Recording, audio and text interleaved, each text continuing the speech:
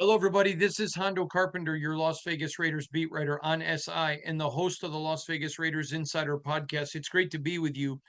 I have been spending the last couple days talking with people around the NFL, trying to gauge and find out, what prospects are the Raiders gearing in on, what guys are getting a lot of attention, talking to people from other franchises, talking with people from the respective schools.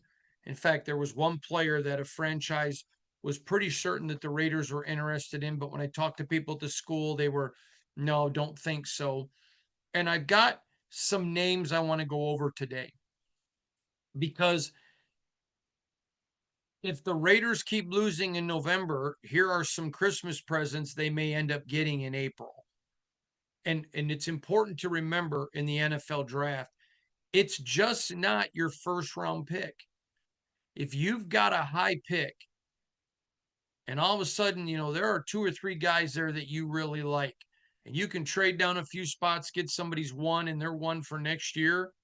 Now, all of a sudden, you're not that far away from having 3 ones next year and a couple of more ones if there's a guy like Carr at Notre Dame that you just love, or there may be a guy that they love already. The first one is a name that you're aware of. I told you about it at the beginning of the year before the season even kicked off, that I was hearing the Raiders had great interest in Fernando Mendoza at Indiana. I have heard nothing to change that. The Raiders have given a lot of attention, and other places have noticed it, and people at other schools have noticed it. So keeping track on Fernando Mendoza, the quarterback out of Indiana. He is a very well rounded quarterback with a really interesting skill set. He can do a lot of different things well. Very well rounded quarterback. I think he's going to end up being number one when it's all said and done. But you got to remember, we are still early. We haven't even reached championship games. We haven't even, reached bowl games. There's a long way to go here. A long way to go. But keep that name in your mind, back your mind, Mendoza at Indiana. Another guy, and remember, the more the Raiders keep losing, the better opportunity they have. The next is Ty Simpson. This is perhaps the most meticulous quarterback in the draft. He's the quarterback from Alabama. He is very much a tactician. He's a student of the game. He absolutely, one scout said his footwork looks a lot like a professional dancer. He's just so perfect. His technique is great. His skill set is great. A lot of places really like him. Another quarterback, some even have him as the number one quarterback in the class. It's too early for me to be doing those type of grades. I already said Ty Simpson. Is Dante Moore the quarterback at um, Oregon? He's a really interesting quarterback. I don't think he is, and I don't know this, so if it changes, I'm not lying. I don't think he's in that Simpson Mendoza category, but I've not seen enough film on him to judge, and he's got a lot more games this year to play to prove that he is, but he's certainly a first round talent. Now, there's another guy that's not getting a lot of talk as a first round talent, but a lot of people, all three of the scouts or franchise people that I talked to, all brought him up because they think he's a better Russell Wilson. And they said, don't think he's a top 5 guy. Could end up there, but could really see Pete being excited about him, and that's Trinidad Chambliss out of Ole Miss. Interesting times here. I'm hearing there could be 4 or 5 quarterbacks go in the first round. Outside shot at a 6 or 7, but 5 guys they feel pretty good about.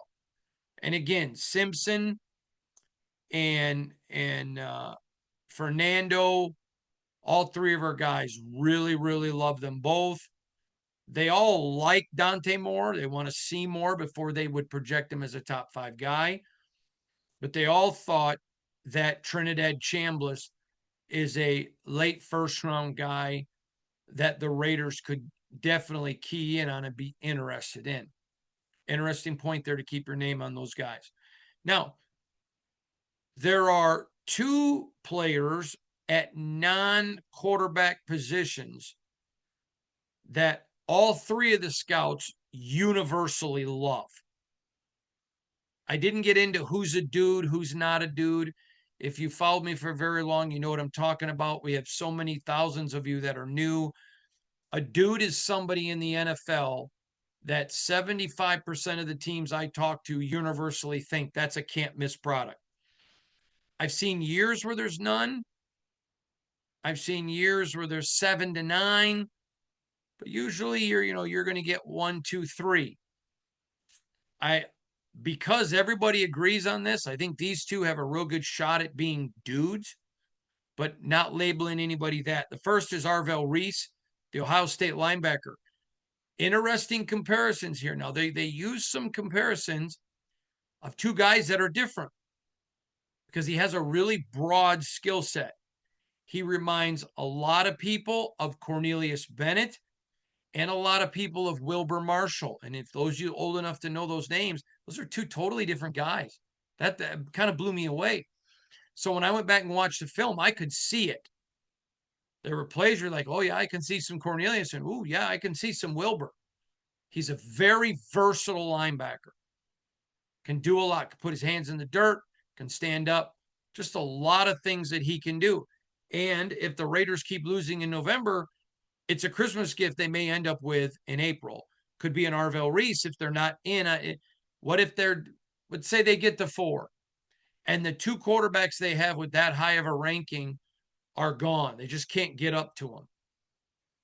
Well, nobody's complaining about losing an Arvell Reese. I mean, getting an Arvell Reese. Or another name, Spencer Fano from Utah, the tackle. Both of the tackles at Utah are first round talent. But Fano, they all loved him.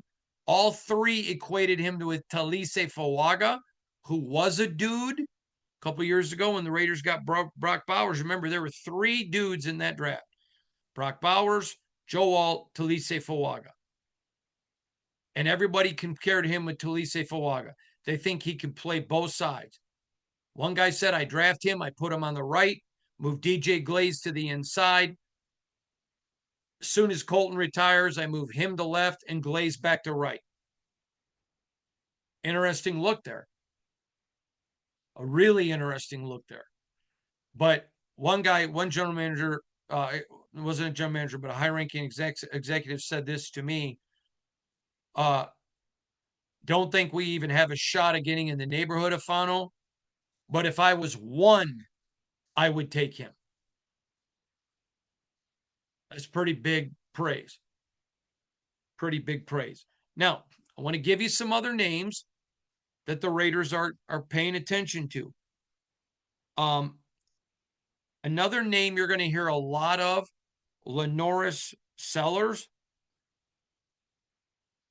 I'm getting a feel from some NFL people that they think he's a very good prospect, maybe not a 1. This is way early in the process, so if this changes, bear with me. But some holes have come up in his game this year. Some other names, a guy that's really falling is Carson Beck. A lot of people thought he was a 1. That's not what I'm hearing at all. Sam Levitt at Arizona State. Interesting prospect. I don't have a feel yet where he's at. I don't think he's one of the elites. I don't know if he's a 1 or not. So I'm not pretending. I'm just telling you what I know we're hearing. Sorsby, the kid at Cincinnati, a lot of intrigue around him. A lot of intrigue. That's a guy I wouldn't be surprised if he moves up. So there you go. There are some interesting names when you look at guys. I think if you're not going to go with running back and you're the Raiders, then you got to ask yourself, is there a dude here? They may say, listen, Arvell Reese is a great linebacker, but not at that value. What if the Raiders are picking 4 and they're like, now I don't think the Raiders would do that. I don't think they would have a problem taking the best player available. That is the best way to do the draft. And if you're sitting there and let's say you're the 4th pick and you can't get one of the quarterbacks you love. Let's say that you love the Oregon and the Indiana kid. And let's just say there's another one you love. All right. Let's say you love Moore and you love Simpson and you love Mendoza. And you're sitting there at 4 and you can't get one. You got Fano. You're sitting there with Fano or Arvell, Reese, or you trade down, pick up someone else's number 1. So let's say the Raiders are sitting there and they're like, you know what? We really like our chances of getting to Trinidad Chambliss in the early 20s. So they trade down with somebody for their 20. Next year's 1, maybe they're 2. Bam, they're still able to get a quarterback they like, a lot lower, a lot cheaper. And they pick up another 1 for next year to go after somebody else. But then they have 2 2s now that they could package and move back into the 1. A lot of interesting scenarios here. This is why it's important to understand when you think the long-term vision of the draft,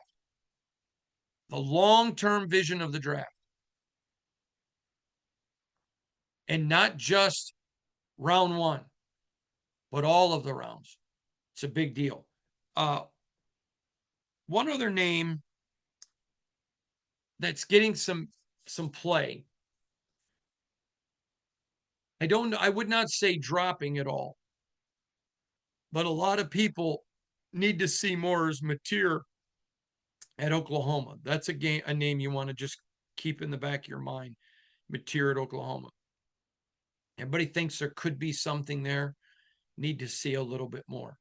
So as the Raiders move towards Monday night, and everyone wants to see improvement, everyone wants to see this team get better. But if there are losses, if there are these are some Christmas presents that could come in April because of losing in November. Thanks, everybody. We'll see you again tomorrow. Don't forget SI.com/NFL/Raiders/on SI, at Hondo Carpenter on Twitter, and at Hondo SR on IG and Threads. Thanks for joining us tonight. God bless you, everybody. We'll see you tomorrow.